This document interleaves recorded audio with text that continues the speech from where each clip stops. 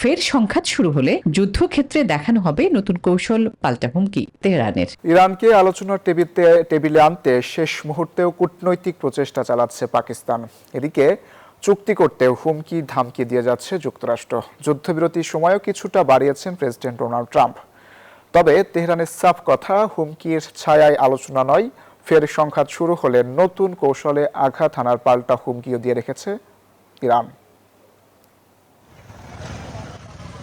ইসলামাবাদে Iran যুক্তরাষ্ট্রের মধ্যকার দ্বিতীয় দফা বৈঠক নিয়ে ধোঁয়াশা কাটছেই না। 2 সপ্তাহের যুদ্ধবিরতি শেষ হওয়ার আগেও হুমকি পাল্টা হুমকির খেলা। প্রেসিডেন্ট ডোনাল্ড ট্রাম্প বলেছেন, চুক্তি না হলে ওদের স্বপ্ন পূরণে পাশে থাকতে পেরে আমরা গর্বিত। ফের ইরানের জোর হামলা চালানো হবে। তবে হুমকির ছায়ায় বৈঠকে বসতে নারাজ ইরান।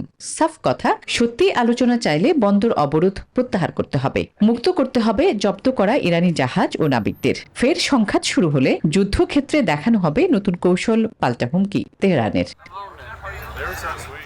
তবে অবরোধ সরাতে নারাজ যুক্তরাষ্ট্র। স্থানীয় সময় বুধবার সন্ধ্যা পর্যন্ত বাড়িয়েছে যুদ্ধবিরতির মেয়াদ। মার্কিন প্রতিনিধি দল শিগগিরই ইসলামাবাদে পৌঁছাবে এমন খবরও পাওয়া যাচ্ছে। ইরানও আলোচনায় ইতিবাচক দাবি পাকিস্তানের। জোর প্রচেষ্টা চালাচ্ছে মিশরও। নৌ অবরোধ তুলে নিতে ট্রাম্পকে বোঝাচ্ছে তারা। এদিকে পাকিস্তানের প্রচেষ্টাকে সাধুবাদ জানিয়ে হরমুজ প্রণালী খোলার তাগিদ দিয়ে কৌশলী অবস্থানে চীন। আসমা তুলি, নিউজ 24।